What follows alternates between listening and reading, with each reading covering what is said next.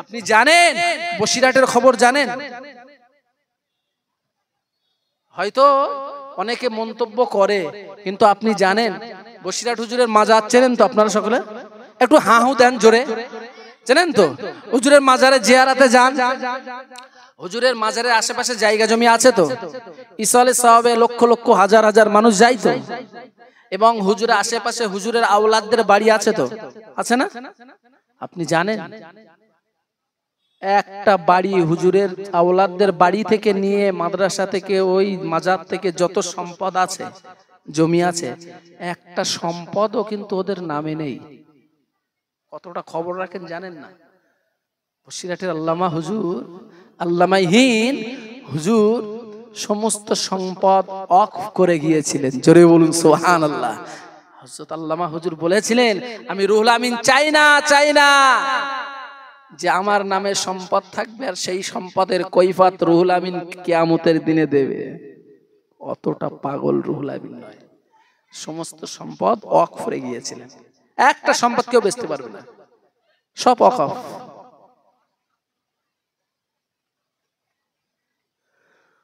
সুতরাং আমার নবীকে, আমার হুজুরকে নিজের জান, নিজের কলিজা দিয়ে আম্মা জান হযরতে খাদিজাতুল কুবরা রাদিয়াল্লাহু আনহা নিজের কলিজা দিয়ে ভালোবেসেছিলেন।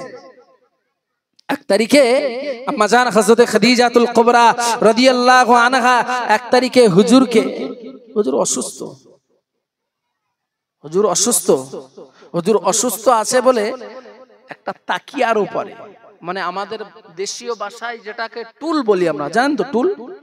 টুল, ওই রকম একটা টুলের উপরে হুজুরকে বসিয়ে আম্মা জান হযরতে খাদিজাতুল কুবরা রাদিয়াল্লাহু আনহা গোসল করাচ্ছেন। হুজুর গোসল করাচ্ছেন নিজের স্বামীকে। আম্মা জান হযরতে খাদিজাতুল কুবরা গোসল করাতে ওই তাকিয়ার নিচে নিজের পায়ের বুড়ো আঙুলটা চলে গেল। পানি তুলছেন, হুজুরের গায়ে দিচ্ছেন, হুজুরের গা গুলো ভালো করে ঘষে মেজে দিচ্ছেন, হুজুরের গা নূরের জবানের নূরের গা গুলো ডলে দিচ্ছেন। আম্মা জান হযরতে খাদিজাতুল কুবরা গোসল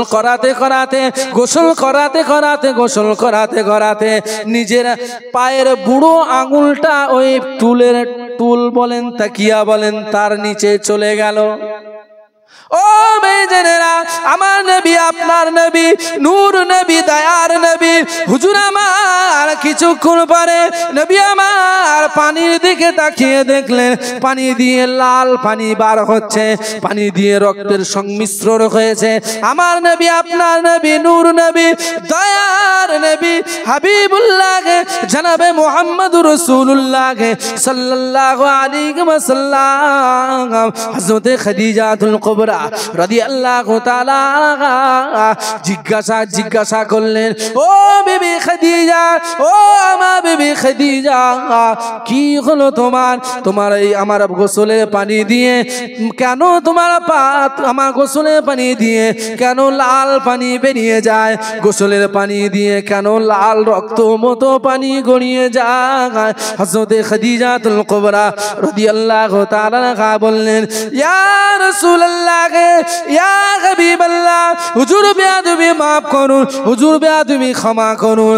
আপনাকে গোসল করাতে ওই টুলের মধ্যে আমি খাদিজা আমার পায়ের আঙুলটা ঢুকে গেল। হুজুর আমি আর আপনাকে সত্যি বলতে পারলাম না, আপনাকে সরে যেতে বলতে পারলাম না।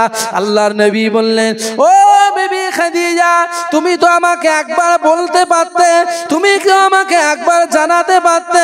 ইয়া রাসূলুল্লাহ, ইয়া হাবিবাল্লাহ, হুজুর আমার আঙুলটা পুতুলের পায়ের মধ্যে ঢুকে গেল, হুজুর আপনি একবার উঠুন, আমার পায়ের আঙুলটা বার করে নি।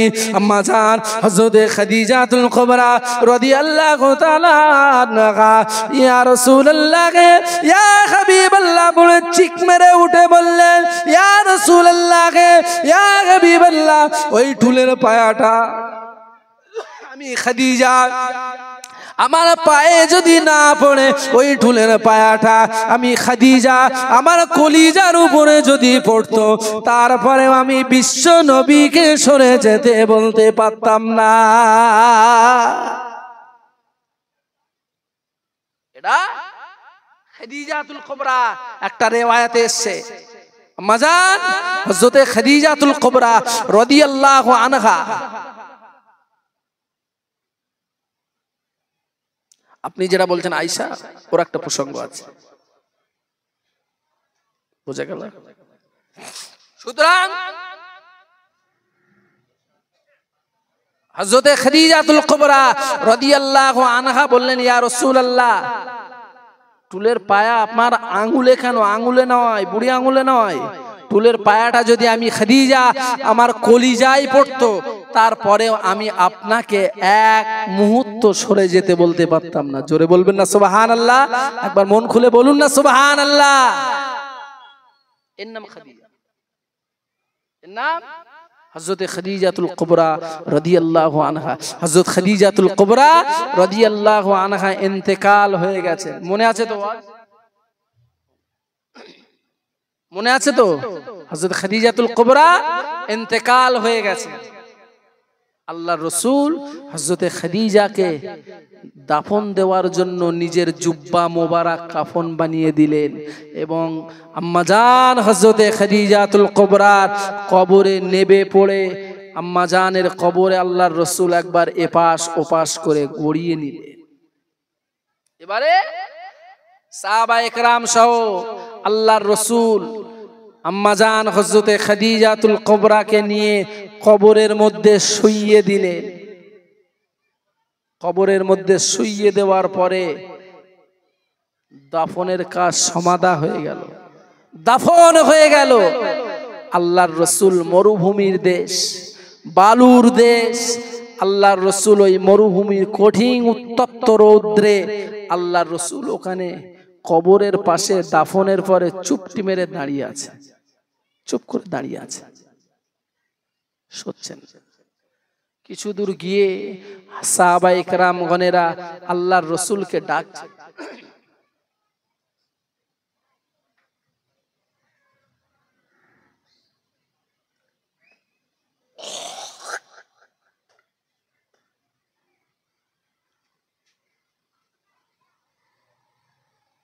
আল্লাহ রাসূলকে ডাকছে, ইয়া রাসূলুল্লাহ, হুজুর চলে আসেন।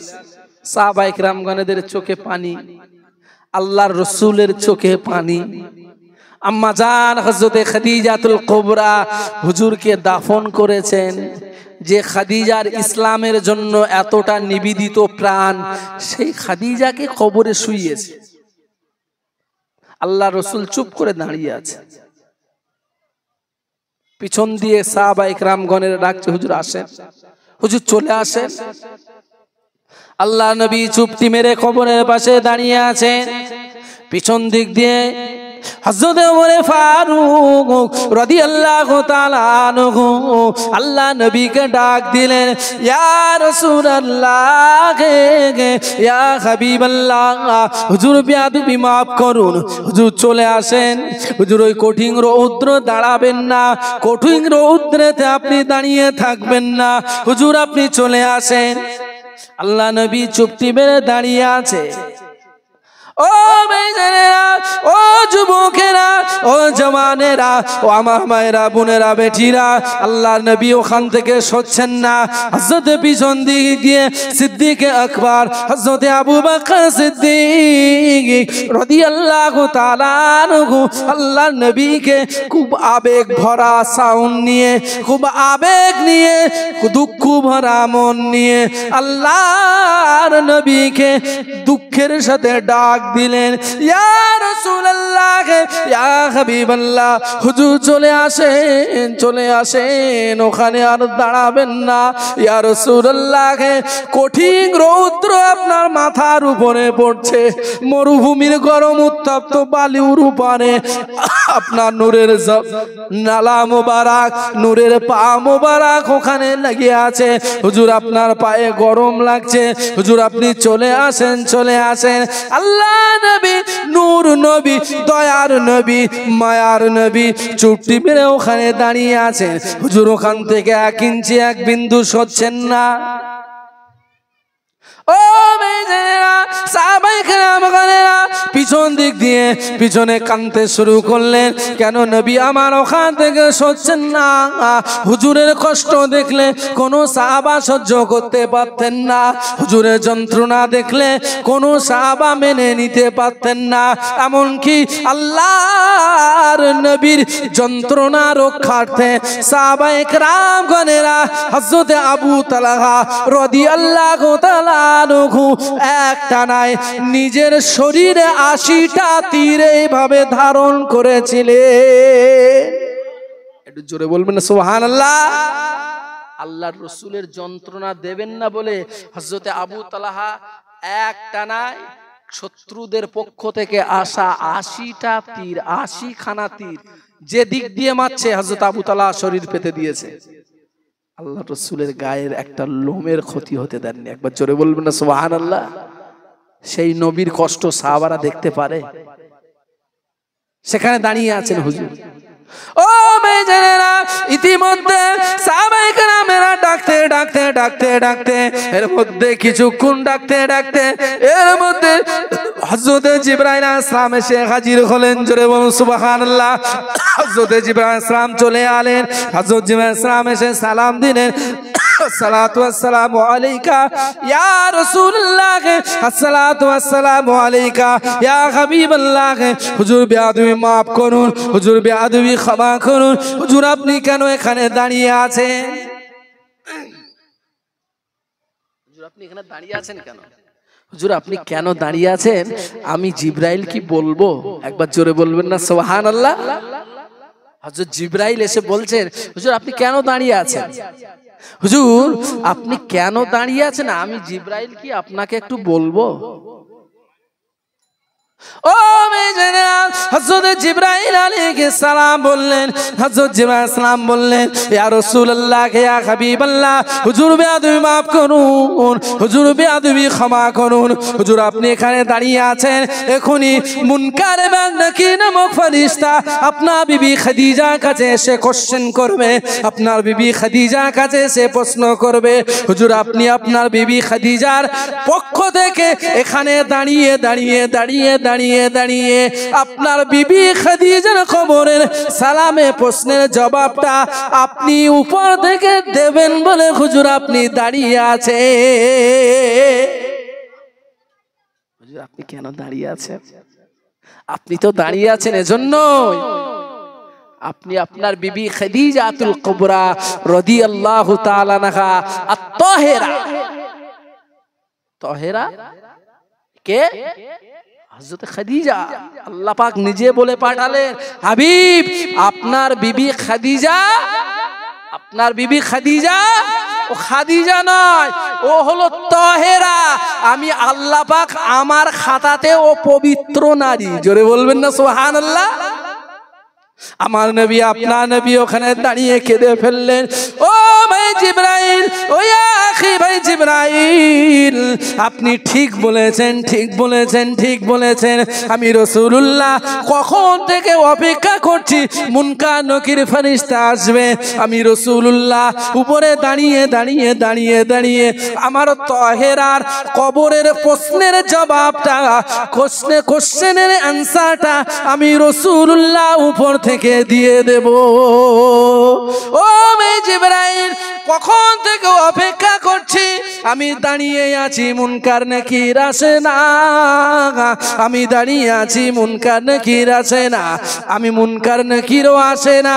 আমি রাসূলুল্লাহ এখান থেকেও সরতে পারি না,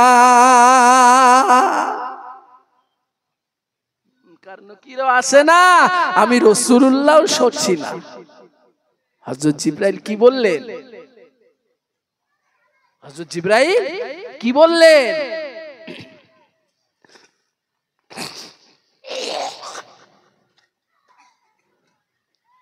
হযরত জিবরাইল সালাম বললেন, ইয়া রাসূলুল্লাহ ইয়া হাবিব হাবিবাল্লাহ, হুজুর বেয়াদবি মাফ করুন। হুজুর আপনি কি জানেন আপনার খাদিজাকে আপনি যে ভালোবাসেন, আপনার খাদিজাকে আপনি যে মোহাব্বত করেন, আপনার খাদিজা নিজের জান মাল ইসলামের জন্য নিবেদিত প্রাণ ইসলামের জন্য কুরবান করে দিয়েছে, আপনার জন্য নিজের জান প্রাণ উজাড় করে দিয়েছে। ইয়া রাসূলুল্লাহ, ইয়া হাবিবাল্লাহ, হুজুর আপনি কি জানেন আপনার আল্লাহ পাক আপনার বিবি খাদিজাকে কত ভালোবাসে? আপনি যে ভালোবাসাতে আপনার স্ত্রী বলে, আপনার মোহাব্বতের বিবি বলে, ইসলামের জন্য জান প্রাণ উজাড় করে দিয়েছে বলে আপনি যে তার জন্য এই কঠিন উত্তপ্ত রৌদ্রে দাঁড়িয়ে আছেন, হুজুর তার প্রশ্নের জবাবটা দেবেন বলে, কোশ্চেনের অ্যান্সারটা দেবেন বলে, হুজুর আপনি কি জানেন আপনার আল্লাহ পাক আপনার বিবি খাদিজাকে কত ভালোবাসে? একবার জোরে বলবেন না সুবহানাল্লাহ। ইয়া রাসূলুল্লাহ, ইয়া হাবিবাল্লাহ, হুজুর বেয়াদবি মাফ করুন। হুজুর আপনি চলে যান, এখানে আর দাঁড়াবেন না। আল্লাহ নবী বললেন না জিবরাইল, যতক্ষণ মুনকার নাকির ফেরেশতা আমার বিবি খাদিজা কবরে না আসবে আমি ততক্ষণ রাসূলুল্লাহ এখান থেকে সরব না। হযরত জিবরাইল কি বললেন? ইয়া রাসূলুল্লাহ, ইয়া হাবিবাল্লাহ, হুজুর বেয়াদবি মাফ করুন, হুজুর বেয়াদবি ক্ষমা করুন। না না না না, আপনার বিবি খাদিজা, আপনার বিবি খাদিজার কবরে, আপনার বিবি খাদিজার কবরে মুনকার নাকির আসবে না। আপনার বিবি খাদিজার কবরে মুনকার নাকির আসবে না। আপনার বিবি খাদিজার কবরে মুনকার নাকির সওয়াল করবে না। কেন না, কেন না, কেন না? আপনার বিবি খাদিজার বয়ে, আপনার বিবি খাদিজার পক্ষ থেকে আপনার বিবি খাদিজার প্রশ্নের উত্তরটা আল্লাহ পাক নিজে স্বয়ং আগে দিয়ে দিয়েছে। বলবেন না সুবহানাল্লাহ। হুজুর আপনি মোহাব্বতে দাঁড়িয়ে আছেন, আপনার বিবি খাদিজার কবরে মুনকার নাকির আসবে না। আপনার বিবি খাদিজার কবরে আসা আল্লাহ পাক বন্ধ করে দিয়েছেন। তার অর্থ হলো এটাই, তাদের আসার যে তাদের ধারাবাহিকতা, আল্লাহ পাকের যে রুলস সিস্টেম, যেমন দুনিয়ার সংবিধান আছে না, রুলস আছে না, পুলিশ প্রশাসন আইন কানুন সবার জন্য সমান নয়, যদিও সেটা কার্যকর করা হোক চাই না ওটা আলাদা ব্যাপার, কিন্তু বিধান তো সকলের জন্য সমান। আল্লাহ পাকের বিধান আছে সবার জন্য সমান, কিন্তু আল্লাহ পাক কি বললেন, তাদের যে আশা রুলস আছে ওই রুলসটা পালনের জন্য আল্লাহ পাক নিজে দায়িত্ব নিয়ে আল্লাহ পাক নিজেই খাদিজার হয়ে উত্তর দিয়ে দিয়েছেন। জোরে বলবেন না সুবহানাল্লাহ। এর নাম খাদিজা। আপনাকে শুরুতেই বলেছিলাম, মনে থাকতে পারে যে কিছু ব্যতিক্রম নিয়ম আছে, কিছু ব্যতিক্রম আল্লাহ ওয়ালা আছে, তাদের কবরে মুনকার নাকির যায়ও না, আর তাদের কবরে গেলেও খুব সম্মানের সাথে, আদবের সাথে, তাদের তাজিমের সাথে, খুব বিনয়িতার সাথে তাদের কাছে গিয়ে সওয়াল করতে থাকে। তারা হলো আল্লাহ পাকের ওলি মাহবুব। জোরে বলুন সুবহানাল্লাহ। একবার দরুদ শরীফ আল্লাহুম্মা।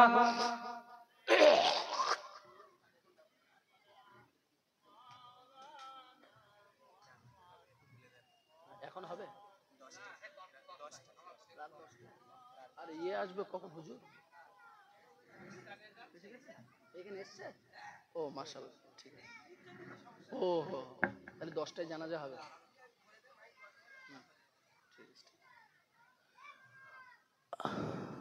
আপনারা জানেন আপনাদের পাড়ারই মনে হয় সন্তান, আপনাদের পাড়ারই সন্তান দুর্ঘটনাবশত অ্যাক্সিডেন্ট হয়েছিল, আজকে মারাও গেছেন তিনি।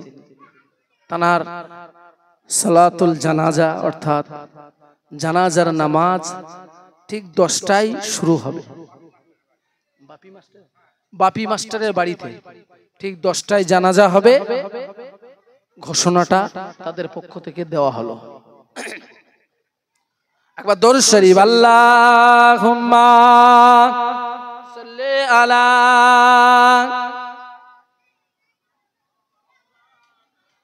ওয়া আলা আলি সাইয়্যিদিনা।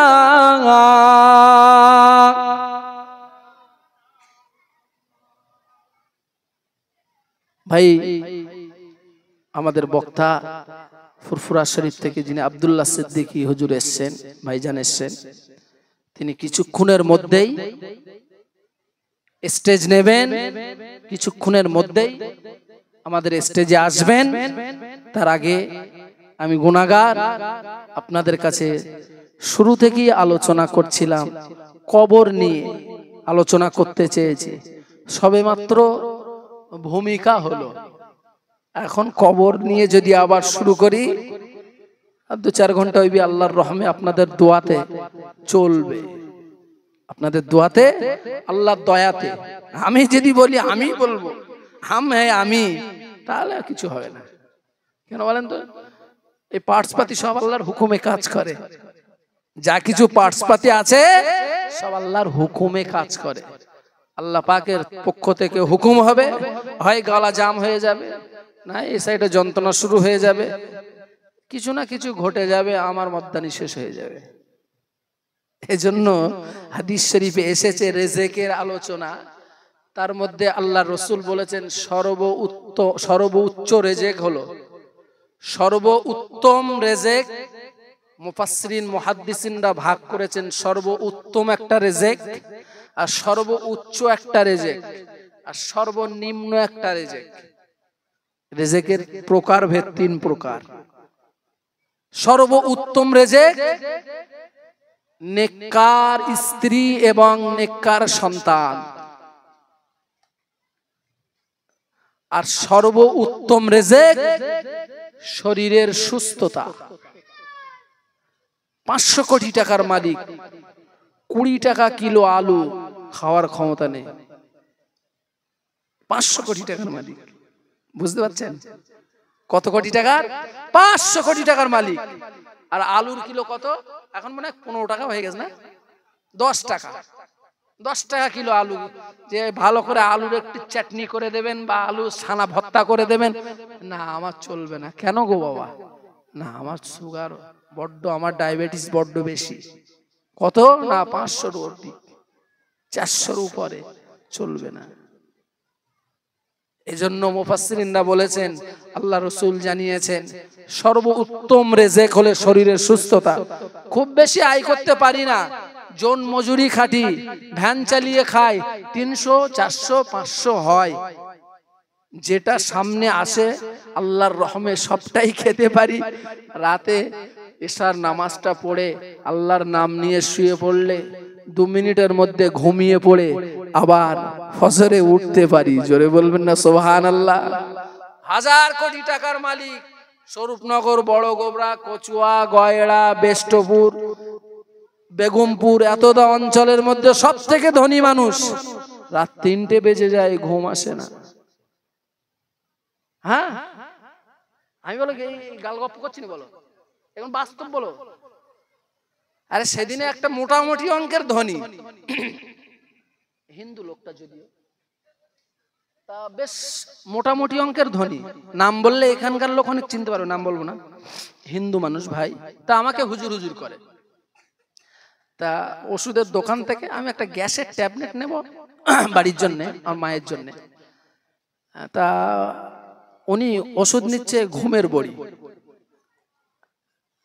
ভেবেছে হয়তো টুপি মাথায় থাকে, জুব্বা থাকে, এরা পড়তে পড়তে পারে না, ইংরেজি অত বোঝে না। তা ঘুমের বড়ি নিচ্ছে, পরিষ্কার দেখা যাচ্ছে। তা আমি বললাম, দাদা আপনার বড়ি কিসের বড়ি, অতটা বড়ি নিচ্ছেন? বলে এই টাকা পয়সা মেলা আছে তো, যাতে টেনশন ফেনশন না হয়, আর টাকা পয়সা যাতে করে বেশি আসে। আমার নানান যুক্তি দিয়ে বুঝিয়ে দিল। তাতে করে পরে চলে গেল। ওষুধের দোকানদারকে জিজ্ঞাসা করলাম, ভাই ওটা ঘুমের বড়ি তো? বললো হ্যাঁ ঘুমের বড়ি, এ মাসে পাতা পাতা খায়। ঘুম হয় না। আমার মনে হয় সে লোকটা 10-20 কোটি টাকার মালিক, 10-20 কোটি টাকার মালিক, ঘুম আসে না। এই জন্যই তো মুহাদ্দিসিনরা বলেছেন সর্ব উত্তম রেজেক হলো শরীরের সুস্থতা, আর সর্বনিম্ন রেজেক হলো টাকা পয়সা, ধন দৌলত, গাড়ি বাড়ি। এটা হলো সর্বনিম্ন রেজেক। আর সর্বনিম্ন রেজেক নিয়ে আমরা বেশি মাতামাতি করি। আমি সত্যি সত্যি বলি, আল্লাহ আপনি আমাকে সম্মানের সাথে রাখেন, ইজ্জতের রাজত্ব দেন, ইজ্জতের সম্মানের সাথে রাখেন, মোটা ভাত মোটা কাপড়, শরীরটা সুস্থ রাখেন, আপনার ইবাদতটা যেন ঠিকঠাক ভাবে করতে পারি। মূল ইবাদতের মূল হলো নামাজ। নামাজটা ঠিকঠাক যেন টাইমে পড়তে পারি, আপনি আমার শরীরটা সুস্থ রাখেন। আর আপনার শরীর সুস্থ থাকবে তা আপনার জানে আলাদা একটা প্রশান্তি থাকবে। যারা অসুস্থ আছেন আল্লাহ তাদেরকে সুস্থ করে দেন, আল্লাহ তাদেরকে ভালো করে দেন, আল্লাহ তাদেরকে শেফায়ে আজেলা কামেলা দেন।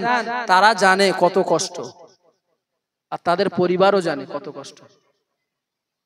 তারা জানে আর তাদের পরিবার জানে কত কষ্ট তাদের জীবন পার হচ্ছে। যারা হসপিটালের বেডে আছে তারা জানে সুস্থতার কত মর্যাদা, কত দাম তারা জানে। দরুদ শরীফ আল্লাহুম্মা, একটু মন খুলে পড়েন না। জানেন তিরমিজি শরীফে একটা হাদিস আছে, আল্লাহ রাসূল বলেছেন যারা যত বেশি আমার প্রতি দরুদের আমল করবে, যারা যত বেশি আমি রাসূলুল্লাহ দরুদের আমল করবে। তিরমিজি শরীফে আছে হাদিসটা ইমাম নবাবী রিয়াদুস সলিহিনেও লিখেছেন যে যত বেশি আমার প্রতি দরুদ পড়বে, দরুদের আমল করবে, সে তত বেশি কিয়ামতের দিনে আমার কাছাকাছি থাকবে। একবার দরুদ শরীফ বলেন, একবার মন খুলে বলেন সুবহানাল্লাহ, মুহাব্বতের সাথে আল্লাহুম্মা সাল্লি আলা।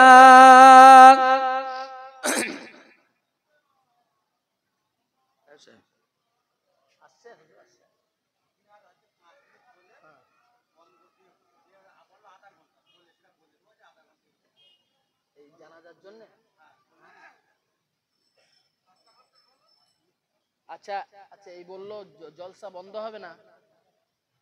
জলসা কি বন্ধ হবে? আচ্ছা, আপনারা বলছে জানাজার জন্য কিছুক্ষণ জলসা বন্ধ রাখবে বলছে। আপনারা জানাজায় শরীক হতেও পারবেন, খুব ভালো ডিসিশন করেছে। তারপরে জানাজার পরে ফুরফুরা শরীফে ভাইজান হুজুর আছেন, তিনি আসবেন, তিনি তার গুরুত্বপূর্ণ আলোচনা করবেন। আমি কিছুক্ষণের মধ্যেই আপনার কাছ থেকে বিদায় নেব। আমি শুরুতেই সূচনাতেই আমি যে আলোচনা আপনাদের কাছে রেখেছিলাম, খবরে আমাকে আপনাকে শুতে হবে। আমরা একটা সময় ছিল অস্তিত্ব ছিল না, অস্তিত্ব থেকে অস্তিত্ব পেয়েছি, আবার একটা সময় আসবে আমাদের অস্তিত্ব থাকবে না, অস্তিত্ব হারিয়ে যাবে। এই অস্তিত্ব হারিয়ে যাওয়ার আগে আমাকে আপনাকে অস্তিত্ব তৈরি করতে হবে, অস্তিত্ব বানিয়ে নিতে হবে। কবর জগতে আল্লাহর ইমানদার হাক্কানি আল্লাহওয়ালা মোমেন মুসলমান মুত্তাকি যারা হয়, তারা যখন কবর জগতে যায় না, কবর জগতে যাওয়ার পরপরই তাদের জন্য আল্লাহ স্পেশাল একটা সিকিউরিটি দিয়ে দেন। জোরে বলবেন না সুবহানাল্লাহ। আর যারা আল্লাহর বদকার নাফরমান মুজরিম গুনাহগার পাপী পাপিষ্ঠ যারা কবরে যায়, যাওয়ার পরপরে তাদের মুনকার নেকির সওয়ালের জবাব যখন হয়, তারা তো কোনো কিছু বলতেই পারে না, আর বরং তার পরিবর্তে বলে হা হা লাদরি, আমি তো কিছু জানি না, আমি তো কিছু জানি না, আমি তো কিছু বলতে পারছি না, কি করে জানবো, কিচ্ছু বলতে পারছি না। সঙ্গে সঙ্গে তার কবরে দুইজন অন্ধ এবং কালা, অন্ধ এবং কালা। হাদিস শরীফে এসেছে, আল্লাহ রাসূল বলেছেন অন্ধ এবং কালা দুইজন ফারিস্তাকে আল্লাহ পাঠিয়ে দেন, তারা এসে তাদের মাস শুরু করে। একটা হাদিসে এসেছে তারা একটা করে আঘাত করবে, আল্লাহ রাসূল বলেছেন 70 গজ নিচে ঢুকে যাবে, আবার ওখান থেকে টেনে তুলবে। আবার বাড়ি চালাবে। এত পরিমাণ প্রহার করবে, ওই ফারিস্তাদেরকে অন্ধ করেছে এবং কালা করেছে। কানে আওয়াজ, তার যন্ত্রণার যাতনা শুনতেও পাবে না, আর চোখে দেখতেও পারবে না। চোখে দেখে যে মায়া লাগবে দেখতেও পারবে না, কানে যে আওয়াজ শুনবে, আহ উ যন্ত্রণার আওয়াজ, সেটাও শুনতে পাবে না। তারা তাদের কাজ চালিয়ে যাবে। আর যারা আল্লাহর নেককার, নামাজি, পরেজগার, মুত্তাকি, আল্লাহওয়ালা, রসুল প্রেমিক যারা হবে, তাদের কবরে মুনকের নেকির আসার আগে থেকেই তাদের ওই নেক আমলের মাধ্যমে আল্লাহ পাক সিকিউরিটি তৈরি করে দেবেন। জোরে বলুন সুবহানাল্লাহ। সিকিউরিটি তৈরি করে দেওয়ার পরে সিকিউরিটি এসে, সেই গাইডম্যান এসে নিজেই বলবে, এই বান্দা কিসের ভয় করছো, বলো কিসের ভয় করছো, উত্তর দিয়ে দাও। একবার জোরে বলবেন না সুবহানাল্লাহ। মুনকার নাকির প্রশ্ন করবে, মান রব্বুকা, রাদিতু বিল্লাহি রাব্বা, তোমার রবকে, তোমার প্রভুকে, তোমার প্রতিপালককে, তোমাকে কে পরিচালনা করতো, তোমাকে কোন মালিক বানিয়েছিল, তুমি কোন মালিকের অধীনস্থ ছিলে। ও ভাইজানেরা, যখনই বলবে রাদিতু বিল্লাহি রাব্বা, ওই পাশ থেকে ওই গাইডম্যান বলবে, ও আল্লাহ পাকের বান্দা, ও নবী পাকের উম্মত, উত্তর দিয়ে দিন, উত্তর দিয়ে দিন, জবাব দিয়ে দিন, জবাব দিয়ে দিন। আপনার কোনো ভয় নাই, আপনার কোনো ডর নাই, আপনার কোনো দুশ্চিন্তা নাই, আপনি জবাব দিয়ে দিন। সঙ্গে সঙ্গে বান্দা বলতে থাকবে, মান রব্বুকা, রব্বি আমার আল্লাহ, রব হলো আমার আল্লাহ। জোরে বলুন, আর একটু মন খুলে বলুন। সঙ্গে সঙ্গে উত্তর দিয়ে দেবে, রব্বি আল্লাহ, রাদিতু বিল্লাহি রাব্বা। তোমার রব কে? বলবে রব তোমার আল্লাহ। একবার জোরে বলবেন না সুবহানাল্লাহ। আমান দিনুকা, তোমার কোন দিন ছিল, কোন দিনের উপরে তুমি তোমার নিজের জীবনটা গড়েছো, তোমার নিজের জীবনটা কোন দিনের উপরে চালিয়েছো। ও মেয়েরা, পাশ থেকে ওই গাইডম্যান বলবে, পাশ থেকে ওই সিকিউরিটিটা বলবে, বান্দা বান্দা জবাব দিয়ে দাও, বান্দা জবাব দিয়ে দাও, বান্দা। ও আল্লাহ নবীর উম্মত, জবাব তুমি দিয়ে দাও। তোমার দিন ছিল আল্লাহ পাকের মনোনীত, আল্লাহ পাকের গৃহীত, আল্লাহ পাকের সিলেক্টকৃত, আল্লাহ পাকের সিলেকশনরত, আল্লাহ পাকের দেওয়া দিন। হযরত মুহাম্মদুর রাসূলুল্লাহ সাল্লাল্লাহু আলাইহি ওয়াসাল্লামের আনিত আল্লাহ পাকের পক্ষ থেকে দিন দেওয়া হয়েছিল। ওই দিনটার নাম আল্লাহ নিজে কোরআনে দিয়েছিল ইসলাম। জোরে বলবেন না সুবহানাল্লাহ। সঙ্গে সঙ্গে প্রশ্ন করা হবে, ও একটা রিওয়ায়াতে আছে আমার নবী আপনার নবী, হাদিসের একটি রিওয়ায়াতে আছে হুজুরকে দেখানো হবে, হুজুরকে ফটো, হুজুরের আকৃতিটা দেখানো হবে, হুজুরকে দেখানো হবে। এই মানুষটাকে সম্পর্কে তুমি কি জানো, তোমার নবী কে ছিল, তুমি কোন নবীর উম্মত ছিল। ও বেজারা, সঙ্গে সঙ্গে বান্দা উত্তর দিয়ে দেবে। বান্দার পাশ থেকে বলা হবে, ও আল্লাহ পাকের বান্দা, ও নবী পাকের উম্মত, উত্তর দিয়ে দেন, উত্তর দিয়ে দেন, উত্তর দিয়ে দেন। আপনার নবী ছিল হযরতে নবীদের নবী, বাদশা দিগের বাদশাহ, শাহিনশাহ দিগের শাহিনশাহ, নবী দিগের নবী, নেতা দিগের নেতা, জনাবে মুহাম্মদুর রাসূলুল্লাহ সাল্লাল্লাহু আলাইহি ওয়াসাল্লাম।